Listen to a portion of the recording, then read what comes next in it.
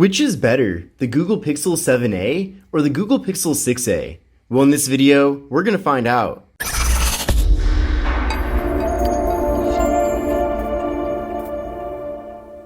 What's going on, everyone? This is Kevin here, coming at you with my comparison of the Pixel 7a versus the Pixel 6a. Now, as the names of these two phones imply, the 7a is the successor to last year's 6a, and the 7a was launched very recently in May of 2023, whereas the 6a was launched in July of 2022. And in fact, at this point, you can still buy a brand new Pixel 6a. Now, I have no idea when they're planning on discontinuing this device, but I know for now, this phone is being offered a bit cheaper compared to the 7a, so I suppose Google has found a lane to sell both of these phones simultaneously. So right now, you can get a 6a for around $300, whereas the 7a is being offered at an MSRP of $499. Now, it's certainly likely that into the future, we're going to be seeing even more discounts and promotions for either of these two phones, so definitely take a look at the various links in the video description to see the most up-to-date pricing and availability. Now, even though these two devices are one generation apart, we've actually gotten quite a few new features and improvements with the Pixel 7a, so I definitely feel like this phone is a very worthy successor to its predecessor. Now, at the same time though, there are quite a few things that are similar between these two devices, so in this video, I'll be pointing out all those various similarities and differences. Now, starting off with the displays of these two phones, they're actually the same size at 6.1 inches. In fact, when holding the two phones up side by side, they're pretty much the same exact size as well. Maybe the Pixel 7a is slightly bigger, but I think that's due to the phone having slightly thicker bezels. Regardless though, in the hand, both of these phones are decently compact, even though the displays are actually quite big. And also, both of these phones are smaller compared to the Pixel 7 and Pixel 7 Pro. So the display sizes are the same, they're also both 1080p, they also have the same PPI 429, and they both have 20:9 aspect ratios. And then when it comes to the screen to body ratio, it is slightly better with the Pixel 6a, with it being 83% compared to 81.8% with the Pixel 7a. So that's definitely due to the 7a having slightly thicker bezels, but again, side by side, it's pretty much impossible to notice the difference. Now, the biggest improvement going from this generation to this generation with the displays is the refresh rate. So with the Pixel 6a, we got a 60 Hz refresh rate, which is pretty much the bare minimum standard. There's no phones that have 30 Hz displays, for example, so 60 Hz has always been the minimum. And in fact, when the Pixel 6a launched, I remember a lot of people weren't a fan of it because of that 60 Hz display. Now this time around, with the Pixel 7a, we're getting a 90 Hz refresh rate.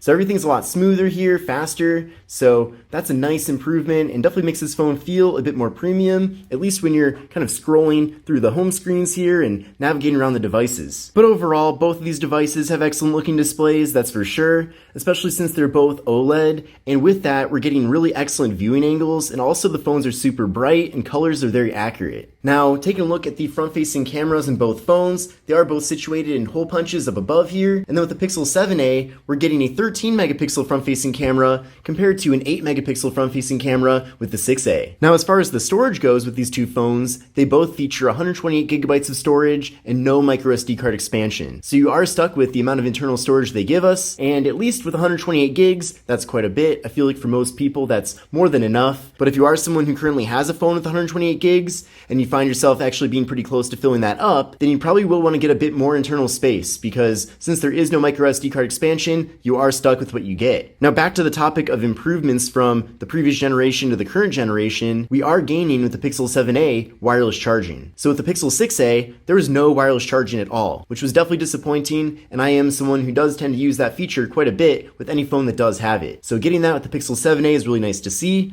and it's really convenient just being able to put the phone on a wireless charging pad and then have it recharge from there. Now, with both of these devices, we are getting in-display fingerprint sensors, which are very convenient. We'll give it a try first with the 7a.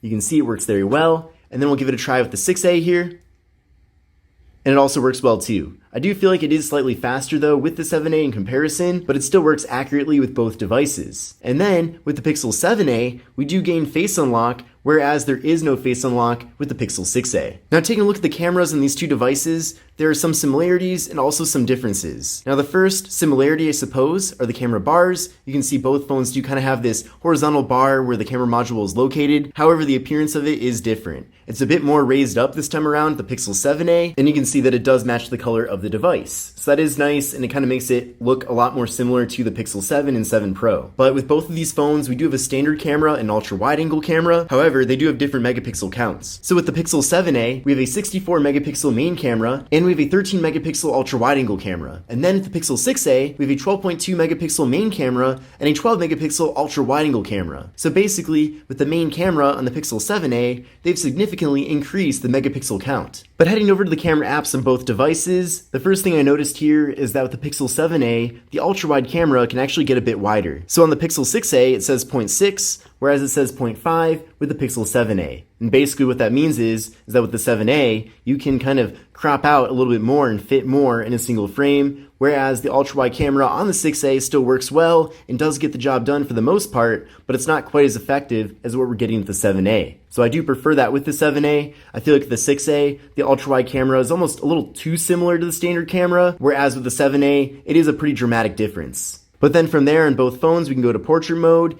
and take those photos with nice blurred out backgrounds. So we'll do that right now. And then we can also go over to video mode, of course. Now, one difference though this time around is that with both phones, we do have 4K video support with the rear cameras, but for the front-facing cameras, and there's me right there, we have with the 7a the ability to capture 4K video, but you cannot capture 4K video with the front camera on the 6a. It is limited at 1080p. And then this is a little bit strange on the front-facing camera in the standard selfie mode, but you can see that on the 7a, we have options for 1x and 0.7. So with 0.7, it crops things out a little bit for a group selfie, whereas in the Pixel 6a, we have 1x and then 1.4. So 1.4 zooms in a little bit, and then you can zoom in even further from there. So in reality, it works the same way because you're either zoomed in or zoomed partially out, but the labeling here with the Pixel 7a does make a bit more sense. One thing's for sure though, with both of these phones, you should definitely expect to get really great image quality, both of the front camera and rear camera. In fact, Pixel's A series is well known for basically giving you flagship level camera performance with a mid-range price, and that's definitely the case for both of these phones. In fact, I feel like the 6a especially is one of the best deals out there just because you are getting such great cameras for such a low price tag. Now with the Pixel 7a, we're getting 8GB of RAM compared to 6GB of RAM with the Pixel 6a. And then the processors are different. So with the 6a, we have the Google Tensor processor, and then with the 7a, we have the Google Tensor G2 processor. So basically the second generation of that processor. Now both of these phones do run very smoothly and honestly are some of the best performing phones for being mid-rangers, but I was surprised to see the Geekbench 6 benchmark test results. So with the Pixel 7a, the score was actually slightly lower for the single core score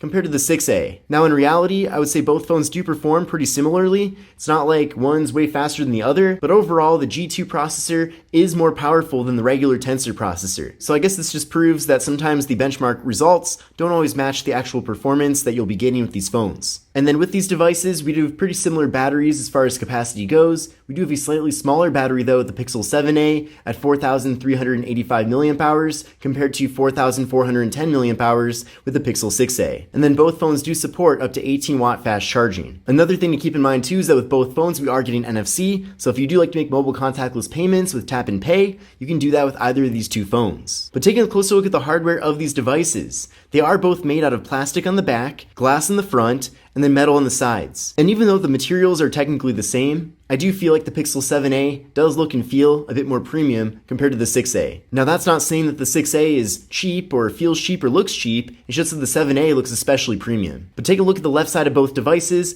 they both have the slot for the microSD card and SIM card. Then on the right side, they both have the power button, volume up and volume down. Then up top here, both phones have noise canceling microphones. Then on the bottom of the two devices, we have the speaker, USB-C port for charging and data transfer, and the microphone. And then also both phones do have stereo audio, so if you're watching a video or listening to music, for example, you'll be getting audio out of both the main speaker in the bottom and then also the earpiece up top. So that gives you a really nice immersive audio listening experience. And then on the back of the phones, I already talked about the camera modules looking a little bit different, but other than that, they're pretty similar. Now with both devices, we do have glossy backs, but neither of the two phones really pick up too many fingerprints, and I think that's mostly due to them having kind of lighter materials on the backs here. But you can kind of see fingerprints, but at the same time, it's really not a problem in this situation. I would recommend though pairing up these phones with cases since they do have plastic on the back, and plastic does tend to scratch up a bit more easily. But this concludes my comparison of the Google Pixel 7a versus the Google Pixel 6a. I hope you enjoyed this video, and if you did, definitely give it a thumbs up. But this is Kevin here, and I'll see you in the next one. Take care.